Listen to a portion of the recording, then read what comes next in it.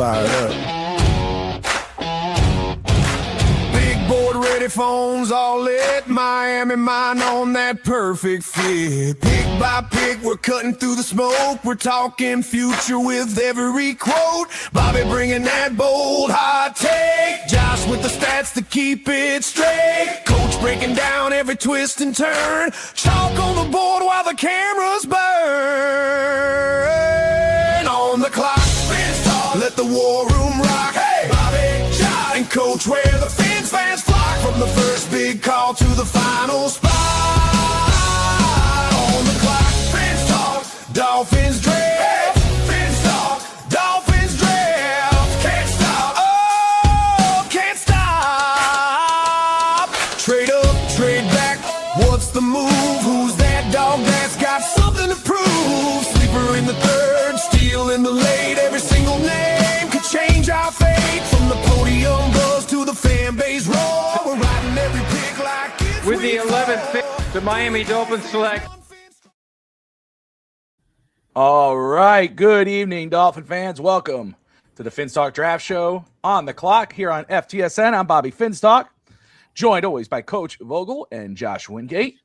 Coach, how are you? You sounded a little better before the show started, my man. Well, basketball is officially done. I have officially resigned as the girls basketball coach because, look, I mean, it was fun. I enjoyed it. You know, we grew from what we started out, you know, when they were barely scoring 10 points a game and not being competitive at all to being more competitive. Won a couple games this year.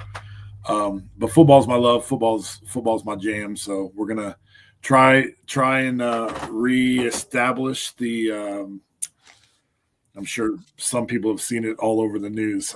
We are pausing our varsity program and going to go with a JV program this year to try and build because it was kind of going downhill and they're getting beat 0-66 every week and 0-10 seasons, and it's a drastic move, but you know, one that we feel is necessary to try and become more competitive and rebuild a program. So I'm definitely a lot better not having to stress about basketball and all the stress that comes with it. But got to watch my daughter play her first basketball game last week, and that was awesome, man. She didn't do very well in the first half, and then she kicked it into gear second half. She didn't score anything, but man, she had some rebounds and had one of those passes like right down the lane. You're like, who are you throwing it to? And out of nowhere, the girl, like, she passes it right down the lane, and the girl breaks over, grabs it, throws it in for a layup to take the lead. The last, you know, they ended up winning by 4, and that was the 2 to take the lead. So I was like, yeah, better vision than dad. Yeah, exactly. There you go. Josh, man, how you doing? Doing good. Just making sure I have power throughout because we're in the blizzard, but doing good other than that. Awesome, Fingers man. crossed, like, hey, if we don't have power, that means I don't have to work tomorrow. So, I mean, I'm okay with that. Get us through the show, and then Let's get through the show, and then let's lose. Like, you know, let's get through the night. Yes, yeah, you don't want to get cold. That's right. And then let's let's talk. You know, at least internet can go down. But anyway, yeah, right. Internet can go down, power can go.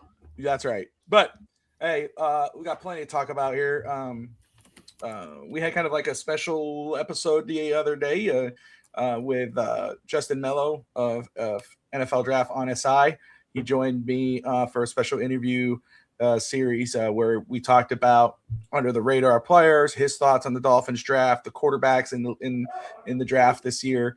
So very cool. If you missed that interview, go check it out. He was awesome. Shout out to Drew Cullings of the Draft Professor. Good dude as well. He was on with us last weekend, and we're going to be doing a special mock draft episode 3 days straight with the Draft Professor in April, early April. Details are still being worked out, but we will represent the Miami Dolphins in that mock. We're going to be the war room, you know, so we'll be 32 other podcasts representing different teams. So I'm really looking forward to that with the Draft Professor and that crew there. And we're excited. You know, we've gone live I told him He's like, we're going to treat this as the draft. So those nights you might be on for 2 hours, might be on for. I said, we cover the draft all 3 days. So, I don't think it'll be that much, but I think we'll be okay. And I think it'll be a great exercise to kind of see how the draft's going to come into play. And hey, does somebody call and make a trade, or do we need to make a pick at that point? So they're going to be podcasters from all 32 teams. All 32 teams. Yeah. Let me find the information right here. Yeah, he's a good dude. Sweet. We've been chatting, and let me see if I could pull this up here. We could read. It's called Epic Mock 2026, or Epic Mock 26. Is the largest internet and social media mock draft in the universe. Right here. But they have 32 podcasts drafting for 32 teams, 7 rounds with trades. And they'll have the 32, 33 podcasts creating their own feeds as war rooms for 3 straight days from the 9th to the 10th of April. So yeah, they'll, Steeler Fury, Overreaction Buffalo, all chiefed up. Those are some of the podcasts that have done it in the past. He'll go ahead and get that going. We'll probably start around 6:30 Eastern time to get that draft rolling. So that's going to be fun, dude, because it's not just, we're going to get to react live as picks are being made first, third. And then Josh, Coach Josh, you're really good at this as the 5th, 6th, 7th pick is on the board. You're like, okay, hey, these guys are gone. This guy's still here. What are we thinking? What are we going to do at this point? So for those who love Draft Talk, some of our friends who have other channels as well, if you want to be involved in that and probably be part of our war room, we invite you in. That'd be really cool to get more people involved as well, so we could get different outputs and outlooks as well. That'd be pretty cool. Say those dates again: the 3rd, 4th, and 5th. I think the 9th, 10th. Oh, 9th, 10th. Okay. Yeah, I'm pretty sure it was the 9th. April. Let me double check. Oh, we'll catch Thursday? up on the other side of it. Oh, Thursday. Yeah. It's gonna be That makes April, sense. That makes sense. 9, 10, 11. Okay. So I'm gonna start building that out. I already have like some imagery already done. So, but anyway, it's gonna be a lot of fun. And March 9th, if I think I got that right. Let me see here. March 9th, I will be on the Draft Professor podcast talking Dolphins draft as well, representing the show. So that'll be pretty cool. We're going to be doing that. So anyway, let's get into it, man. First off, with the Miami Dolphins kind of catching up. Well, let's get into it. Miami Dolphins. A lot of change happening, guys getting cut, potential Minkah Fitzpatrick being pushed, moved out, being traded. We're watching for that. What can the Dolphins secure for that? For Minkah Fitzpatrick, if it's a mid-round, maybe 4th, 5th round pick, maybe Tua situation still being worked out. Say what? Yeah. USA. I took care of it. I took care of it in our Fins Talk DM. Did you? Yeah. If you look at that chat, I put in the fan that was wearing an American flag in the bald eagle mask. Took care of that one. Yes, Vince Stanza in hiatus. So yes, I'm sure he loves that right now. So takes his little break. But anyway, so we await to see what players are going to be, who are going to remain on this roster, which ones are going to be moved. I think Cameron Wolf came out earlier and said that he believes that 2 players that won't be moved are going to be Devon Achane and Jalen Waddle, which makes sense if you think about it. I know a lot of people, they bring up Ewers, they bring up Chop, they bring up, yes, those guys are more than likely going to stay on this roster. But again, I think point needs to be made, and that even goes for someone like Devon Achane, who I love and I don't want him to go, and I think he's a good player to build upon. But this regime, this front office, this head coach did not draft these players. They are not married to these players. So I wouldn't be shocked tomorrow if it's a guy that you go, oh, we got this guy next year. He's gone. But Josh, I'll start with you with the report that more than likely Devon Achane at least and Jalen Waddle are not going to be moved, that the team plans to move forward with them. What are your thoughts on that? Yeah, I think ultimately you try and find guys that you want to build the team around and you want the team to look like a little bit, and guys that are going to be good leaders in the locker room. And I think they've identified those 2 guys that, hey, this is the style of receiver that we need, or someone that has respect within the locker room, or a running back that shows up on the field, produces, and we can build an offense around that. these are two guys that moving forward, like, look, we want to build around them. So that's what we're going to do. But I think the big key here is guys that fit, like, have a say in the locker room.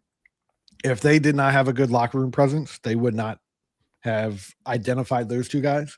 And I think they're just trying to, like, win the locker room, build the locker room, and show respect to those guys, because that's how they're going to do it. Yeah, I think they would have been the first two out of there if they were locker room cancers. Oh, for sure. And people trying to, Tyreek, just it's a headache. Like, we don't need headaches with a new regime coming in. And that that came out after Tyreek was gone. Yeah, and it was like, these are our guys. These guys are not getting traded. Yeah. But Patrick Paul also, like, we feel like he's safe.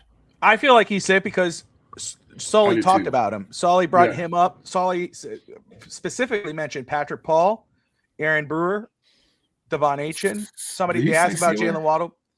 He did not mention Sealer in that initial thing, but we'll see. But again, he said it at his very first press conference.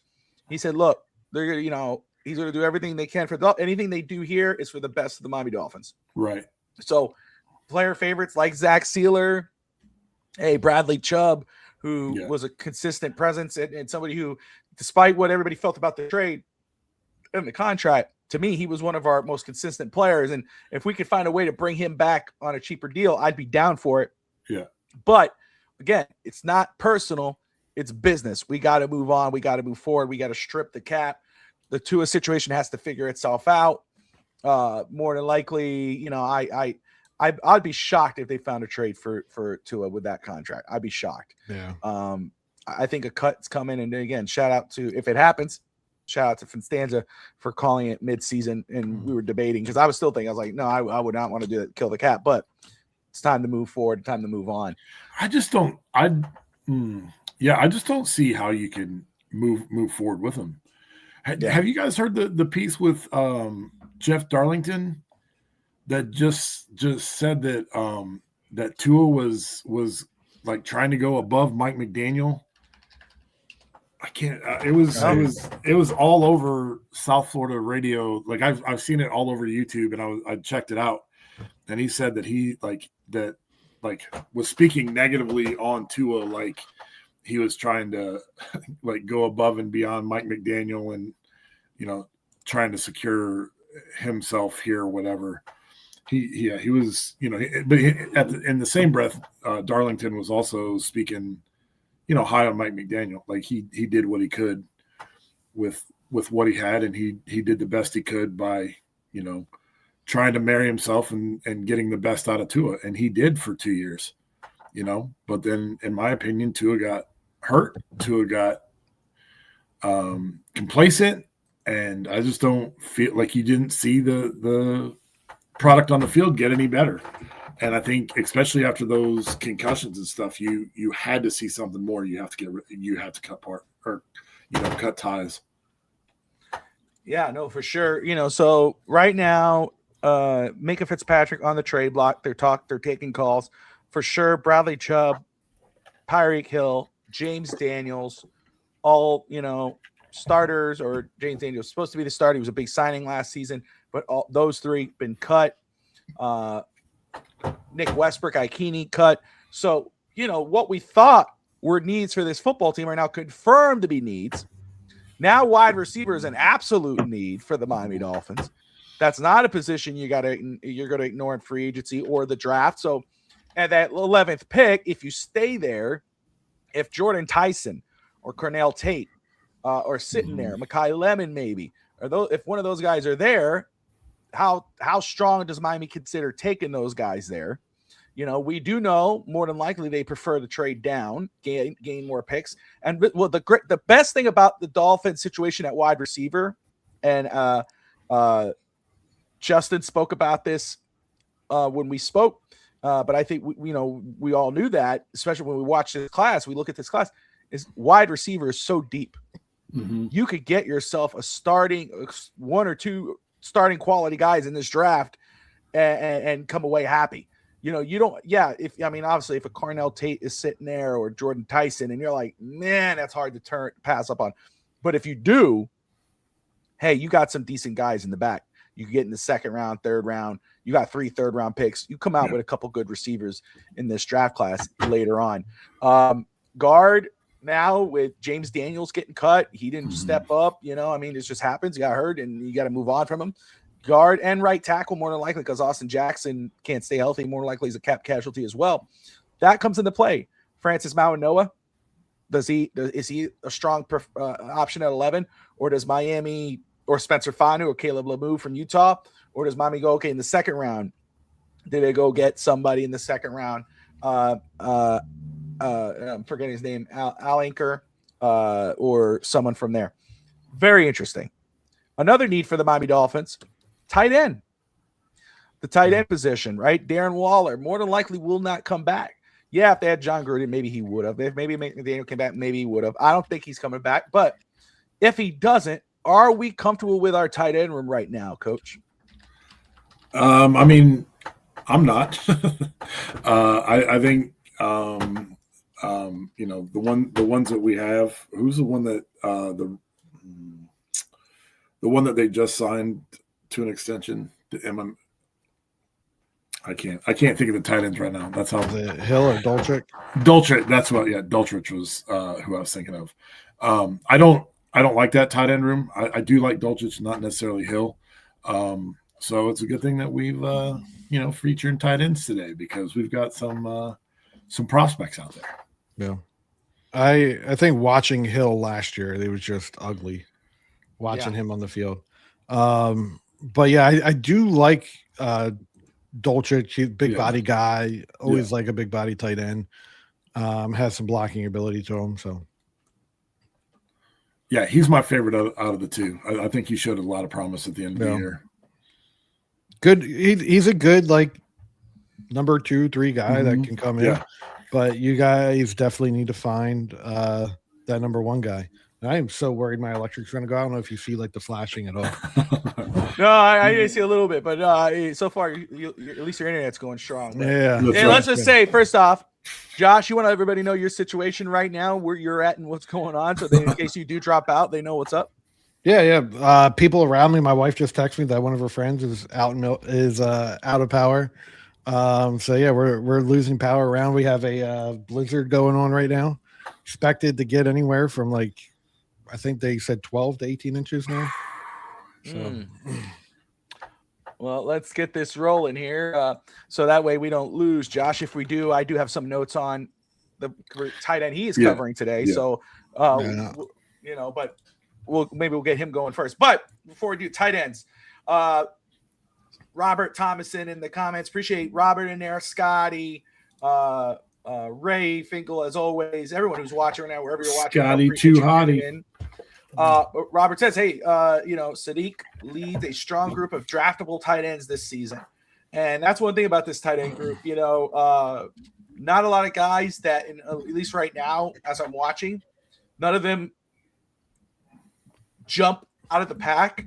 None of them, jump out at me right now. And there's still a lot of film to watch on these guys. We're a few guys in, at least on our end right here. But you could come away with a decent tight end in the midpoint of this draft or in the second round.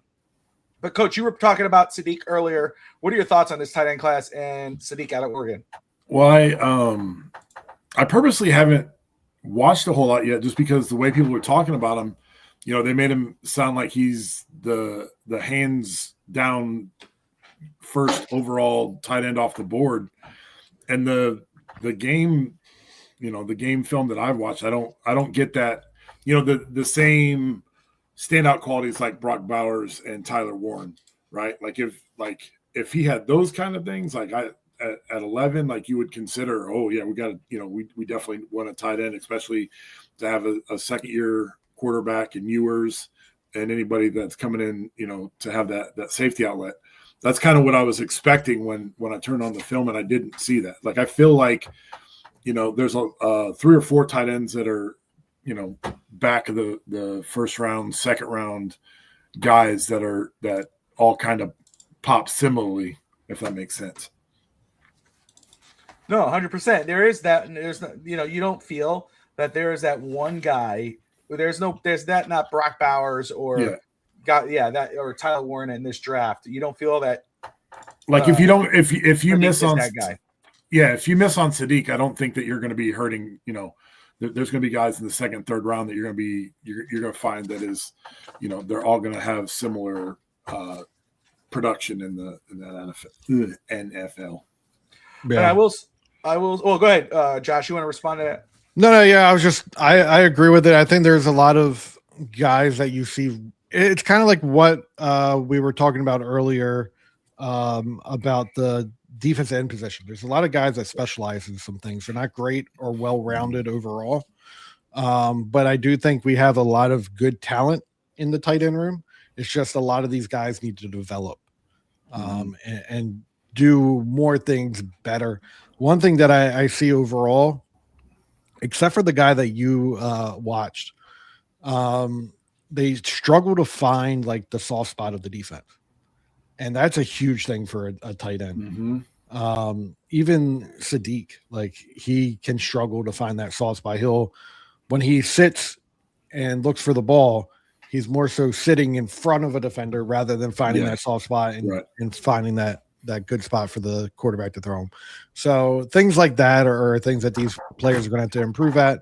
But when you look at Sadiq, it like he pops off tape because of athletic ability. Yeah. I will say too, again, shout out to Justin Mello of NFL Draft on SI, who was on with me the other day. He had an article on that site, top 25 underrated players, and two of them are tight ends. One is Josh's guy, Michael Trigg from Baylor. He says Baylor tight end Michael Trigg should create immediate mismatch opportunities against NFL safeties and linebackers. He's an athletic pass catcher who runs detailed routes, played at USC and Ole Miss. He reached his potential at Baylor, producing 50 receptions, 694 yards, 6 touchdowns.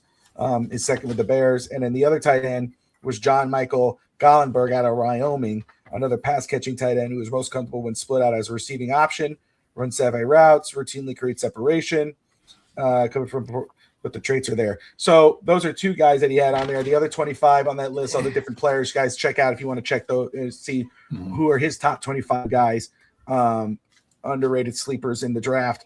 But talking about Michael Trigg, let's get into it, if you don't mind. Let's go ahead and put this up here. Let's get the man of the hour, the man with the power. Let's get Josh up in here. Josh, man, talk to us about Michael Trigg. Big dude, playmaker. What's up with him? Yeah. Big dude, 6'4", 240. As mentioned, he played at USC in 2021. He also played at Ole Miss for 2 years, 2022, 2023, and then Baylor 24 to 25. So with that, he's a versatile multi-alignment tight end with experience playing inline Y, split Y, H-back Z. He goes in motion. He motions out as well. Shows alignment flexibility and functional athleticism. Big body target who's willing to work the middle of the field and complete through contact. Can create space at the top of his routes and will use subtle deception to gain additional depth. Demonstrates awareness to migrate routes towards the quarterback on rollouts. As a blocker, shows good overall vision, extra effort, and willingness to pull and lead from the H-back alignment.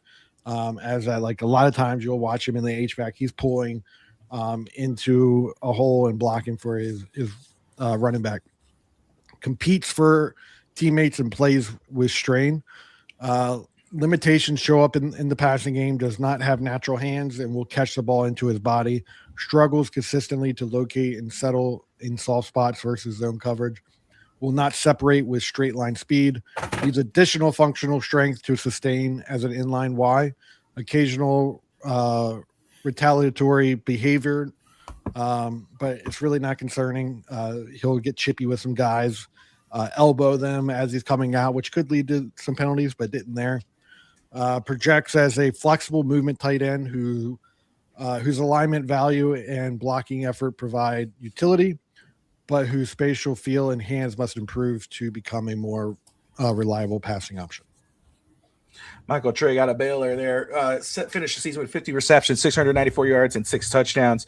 Yeah, when I think of Michael Trigg, and I want to watch more of him, but what I saw when I think of him, I think of somebody who he's not a complete tight end, but he gets the job done. Again, you look at the numbers that he had out of Baylor, and Sir Robertson, his quarterback, is someone that, my eyes kept drawing to him too for a late line option. Yeah, not fast. He's not a burner, but his speed could get the job done. Yep.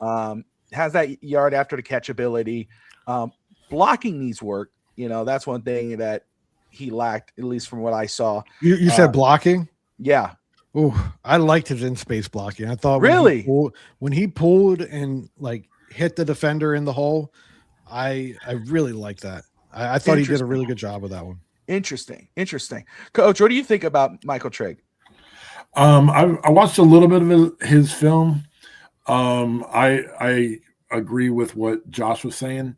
I do feel that there was, I hate using the word lazy. It's not really lazy, but it's like when the play's going away, like he doesn't have the best routes, or he just kind of, just puts a hand on the guy and never knowing that when something cut back his side, you're going to need that block. But yeah, I day 2, day 3 tight end. I think he's definitely one that can be productive. I think overall he does a lot of things well. Yeah. Nothing really good. Right. Yeah. So I think if he could develop, like I mentioned, if he could find a way to learn how to settle in the soft spots of the defense and just become a little bit better of a blocker, I think his blocking is going to massively improve once he gets into a professional locker room and starts gaining that strength. I think he could be someone that develops into a starting tight end at the next level. And what are your thoughts too? Because I did have a note on his motor, kind of slowing down, whatever. You know how it is with me. But what were your thoughts on that? See, the thing is, not everyone's going to go 100 every play. Mm-hmm. Sure. But if you do watch him, there's an opportunity for him to run out and make a block for one of his guys that have caught the ball, he will do that. Okay. So I didn't knock him for that. He is a guy that's going to take that extra effort, so his teammate can go. But if it's a play designed to the right and he's in the left, he might take that play off a little bit. Yeah. Well, he has the measurables. He has the numbers. I mean, again, so yeah. Be interesting. That's all stuff that can be coached out of him, right? Like when you look at Travis Kelce coming out, he there are things that he had to clean up too. So for sure. Yeah. All right, Coach. Justin Jolie, North Carolina State. Justin Jolie, North Carolina State tight end, 6'3", 251. Kind of like a move tight end, primary receiving tight end. 2025, he had 49 receptions, 489 yards, 7 touchdowns. And the big thing for me is 0 fumbles lost. His production profile, as I said, yards receiving per catch in 2025 was average 10 yards a carry. And his career stats were 79 receptions, 1,026 yards, 9 touchdowns, and for the career, 0 career fumbles lost, which is pretty big for me. He's a natural catcher away from frame, tracks ball well on seams and overs, proven contested catch ability, team leading receptions as tight end for NC State. 0 fumbles lost. He's a physical runner, but maintains carriage high and tight after contact. Finishes through the tackles. He's a built-up runner, not twitchy yards after catch. He's just going to get you what he can get. Contact balance above average. Touchdown ability was pretty. He's a red zone target, seam and broken play scorer, body control in tight spaces. Let's see, what else do I have? Limitations: he's not a sudden separator versus man. Yards after catch are more power than agility, and the route tree is mostly tight end standard. He's got great hands, though. I kind of fell in love with him when I was watching his film. The big thing again for me, whenever we're talking about running backs and wide receivers and tight ends, is how many fumbles do you have? And for him to go his whole career and have 0 fumbles as a tight end is pretty big. That means he's a reliable target, and he's going to take care of the ball. I love it. I want to point something out too, and Josh, I'll let you get in on Justin Gilly a little bit. I haven't had a chance to watch him minus the film that I was cutting up. And I like some of what I saw. I love his confidence, and that is huge. His whole career, no fumbles. That's pretty big. 6'3", 251, finished the season, 49 receptions, 49, 7 touchdowns. That's pretty big. I will say though, it's funny where me and Josh and even Coach, but me and Josh disagreed on the blocking and the motor. But I wanted to go check back on the grade on Justin Jolie from Coach, and I'm like, we're right there. We're the same on trade. Oh, like I love that. That's always like, damn, we're the same grade. And I try not to look at the top 100 when I grade. Like I just go in there to put it in, and then of course. And then once I have the score, I go in and I'm like, hey, I did get a kick out of that though. I'm like, hey, all right. Yeah. The one thing that I forgot is his blocking as a when he's in the H back and he's coming across the line. One of the films I was watching was the Miami film, and he has a good kick out block on Bain, just enough for the running back to get through. And I think it pissed Bain off because then Bain grabs him and pushes him over the pile and flattens him on his back. His blocking ability. I love his blocking ability, especially when he's not catching the ball in downfield. Man, he'll turn hands inside. That's what I think the guy that Josh did. I felt like some of his blocks were kind of outside the frame, not as not as noticeable, but a lot of Jolie, man, he'll get inside and he'll run a guy.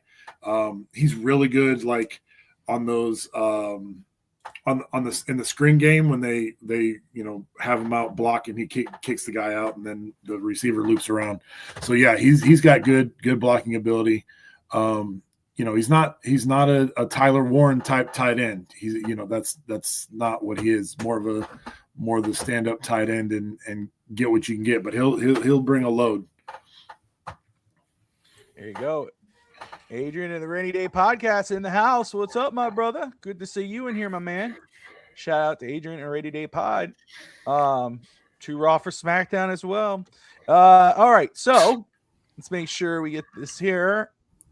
I'm going to throw this here, and I want to talk about a guy that I really enjoyed watching. I want to watch more of him, and this, and I'm going to watch more Sadiq before say anything. But again, if they passed on Sadiq at 11, and they get Stowers in the second or any point, I'm going to be happy, man. I really like watching this kid, and I'm going to watch more of him. But Eli Stowers of Vanderbilt, 6'4", 235, finished the season with 62 receptions, 769 yards, 4 touchdowns. Man, let me tell you, I can't talk enough about this guy. When I was watching him, 22 years old, natural hands, tough, understands coverage as a former quarterback, finds soft spots in the zone, knows how to throttle down and stay friendly to the quarterback. Obviously, with Diego Pavia was a great weapon for him. Rare movement for a 6'4", 235 guy. Twitchy breaks, sudden acceleration, creates separation instead of outrunning guys. Dangerous after the catch. Wiggle, burst, vision, turns routine catches into chunk plays. Contested catch finisher. Times jumps very well, wins at the apex, elite body control near the boundary, slot detached motion backfield, alignment versatility, true chess piece. Not built for true tight end duties, inline tight end duties, struggles against defensive ends, overmatch at the point of attack. Blocking needs refinement, leverage, hand placement, and anchor strengths are issues. Bull rush can collapse the pocket. Needs to work on his route refinement, some stems, telegraph breaks. Bottom line, though, Stowers, who is not your traditional tight end, he is an offensive weapon. Use him as a matchup creator, not a blocker.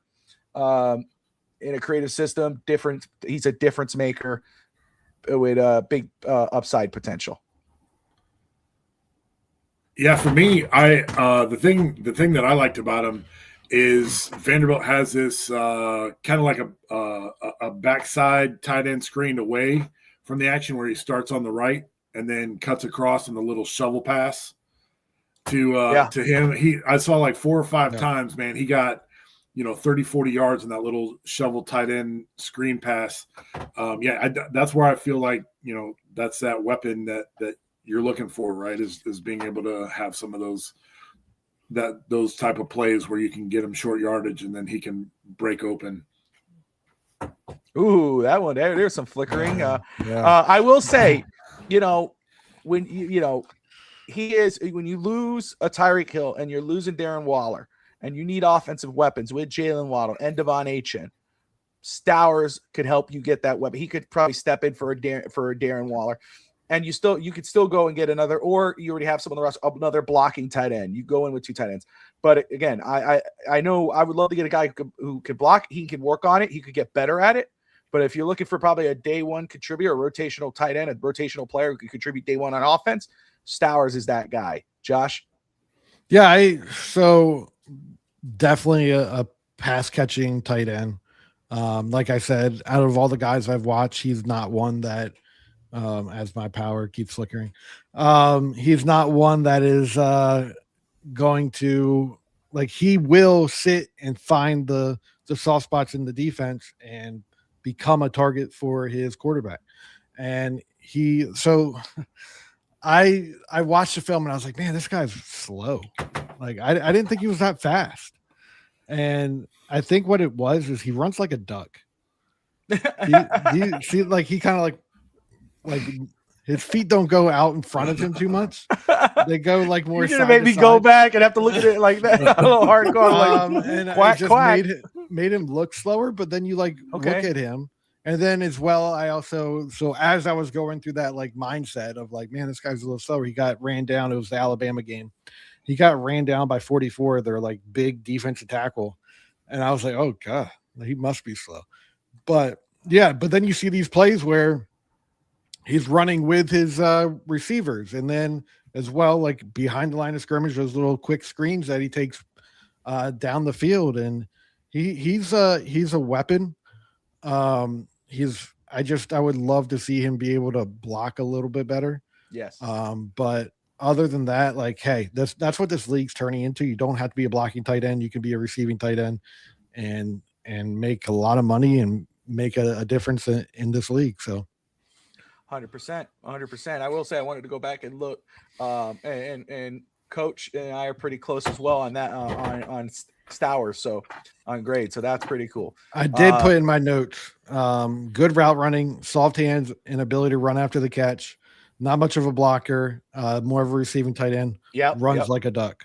Runs like a duck. I'm gonna have to go back now and watch that. It's oh, that is awesome. But again, I will say, yeah, he's not the fastest, and at tight end you don't have to be. But I will say, I don't want to say it different. Let's say, oh, he's deceptively fast. He's fast. I think he's just super athletic. Yes, yeah. He makes it look like he's not doing much, but the duck thing gets me. But as well, he's so smooth, it looks like he's not moving fast, but he is.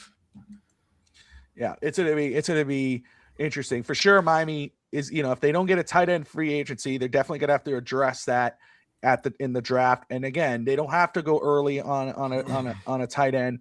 They could go in this second and third, with one of those 3 picks in the 3rd round or later, probably come away with something. But if you want a contributor, Trigg in the 3rd round, Stowers possibly in the 2nd round, Jolly as well.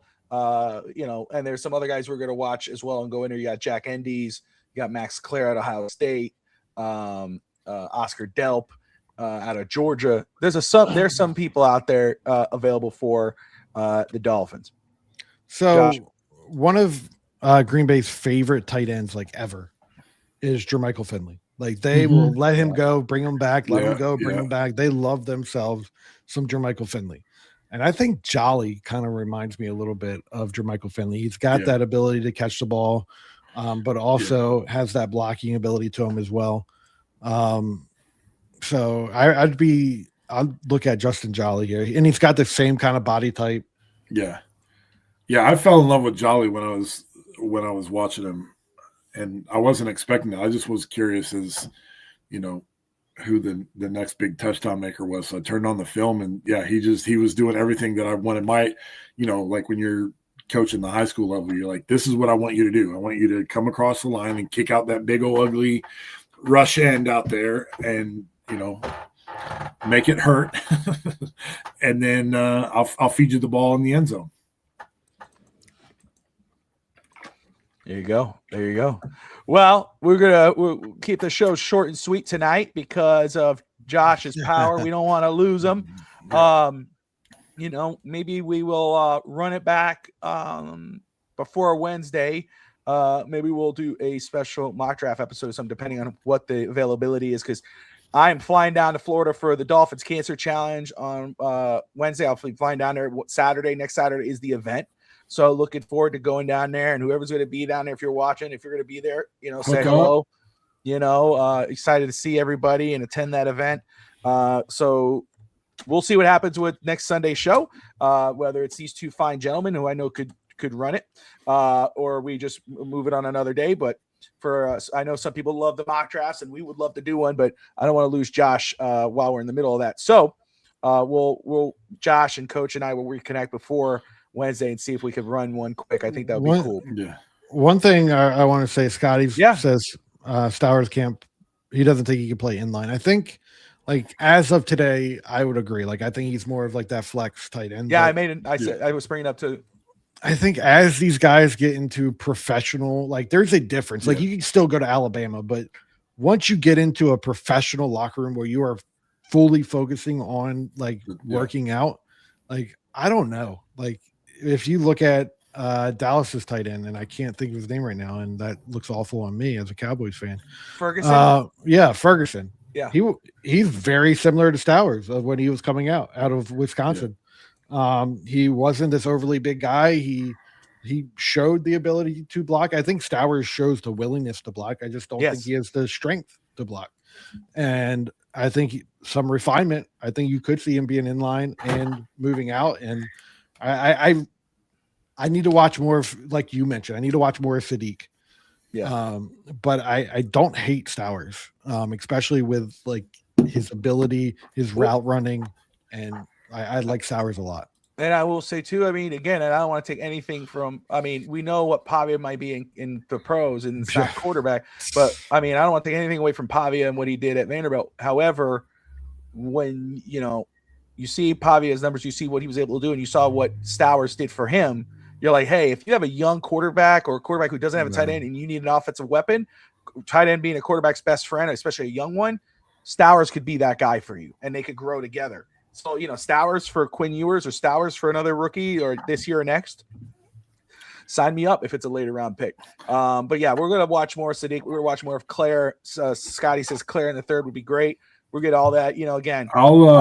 I can throw a few more at you that I've watched. I haven't graded everybody. Yeah. But Miles Kisselman, Tennessee, he's probably going to be a day two guy.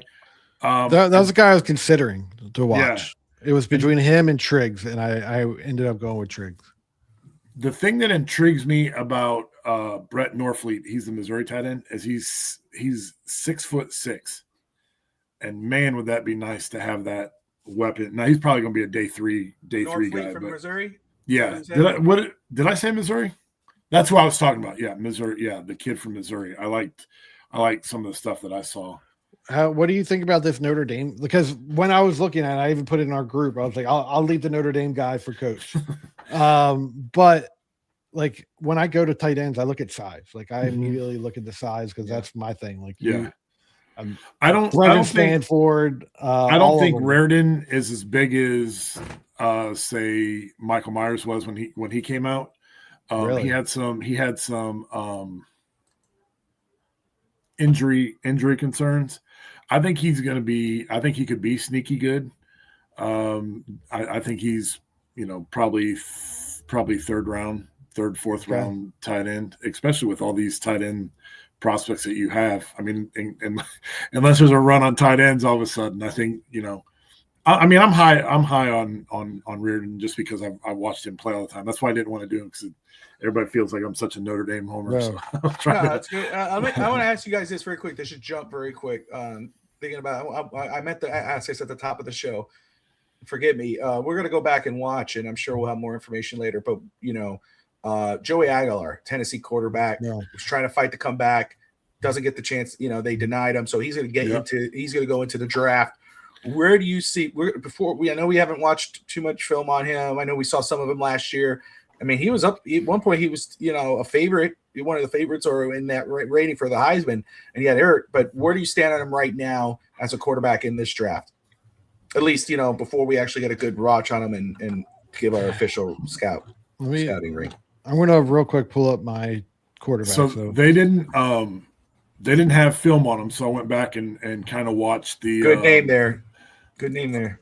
But I felt you got to understand. So when you go back and you look at the last 10 quarterbacks to win a Super Bowl, right? Most of them have had some kind of adversity somewhere down the line, right? Even Sam Darnold, who got drafted high and then was terrible for the Jets and then kind of bounced around from team to team and kind of rebuilt. Like, all these people have adversity. This kid for Tennessee, like, was at the point of he was driving, like, not driving, but on a bus for train for 90 minutes to get to his JUCO, and just like the love of the game wasn't really there. And then a JUCO opened up or started football like 20 minutes from his house. So then started going there and then started playing, and then App State offered him and he played at App State, and then Tennessee saw what he was doing and then went to Tennessee. I would definitely take a flyer from what I saw. Give me a guy that's seen some adversity, right? Like when you look at Patrick Mahomes, when he was at Texas Tech, they were terrible, right? It's not like he was the highest rated quarterback coming out, but the Chiefs saw something in him in the scouting department and they went for it. So, I think that guys that have an edge that just, you're not going to keep me down. I'm going to keep plugging away. What I saw today in the few games that I watched him play, when he was at App State, they were playing Clemson, and Clemson was up like 60 points in the second quarter, and he just kept playing and whipping the ball downfield and I think they ended up scoring like 24 points. But I mean, he never quit, man. He just keeps going, and definitely somebody that I would consider for sure. Coach, that's awesome, man. Let me ask you very quick, and then Josh, jump right in. Do you have a grade on him yet? No, I didn't. Well, because that was the other thing. I was looking for film and I hadn't had a chance to. Gotcha. I just want to make, because I love that. No, not yet. But that adversity piece is, to me, it's huge, man. Absolutely. Right. And not a lot of it is medical. I know my father-in-law would be excited happy because I remember my father-in-law brought him up to me before the season because he was Puerto Rican. He's like, yeah. I know. So if he went to the Dolphins, bro, that's it. Signed, sealed, delivered. Yeah. It's over. There you go. Josh, what do you think, man? No, I think so. I think he's a toolsy guy. I think he has a really good arm. The things that I didn't like is that he had happy feet in the pocket. He was all over the place. Yeah. But he found the open guy, he delivered it, and ultimately that's what you're trying to do. And while everything else didn't look pretty and didn't look the way you wanted to, he made it work. And I think guys like that, and like you said, the adversity that he went through, those are the guys that you kind of buy into, because regardless, they're going to make it work. They're going to figure it out. And I would take a flyer on him as well. I would take a day 3 pick and throw it his way and see what we can get out of it. And I think Miami's in the perfect spot to throw flyers. Take someone early, take someone late, and see what you get. Yeah. Competition, baby. I've seen a couple of his games. Obviously, again, my follow-up. Anybody, if they're Puerto Rican, he is a loyal. Yeah. He will go right in and watch everything about anybody. But I obviously saw a couple of games. But I cannot wait to get into the film and watch him because I like when that late guy comes in, and I've seen some talent from him. But now to watch him, and like you said, I want to watch his feet. The character thing that you bring up, the adversity he's been through, that stands out. Because that tells you when the going gets tough and he needs to, he's not going to quit. He's at a fight. He's a fighter. Yeah. So, big thing from Coach, listening to you, Coach, and then Josh, great points as well. But guys, thank you all so much for watching. We appreciate you all. Again, stay tuned with us. We'll let you know if we're going to come on before Wednesday. Until then, let's all pray that Josh keeps his power. Except for work time. Except for work. Oh, I got to clock in. Oh, there goes the power. But at least for tonight, so they could stay warm. But appreciate you all. Like and subscribe. And most importantly, as always, Dolphin fans, hands up. Go Cowboys.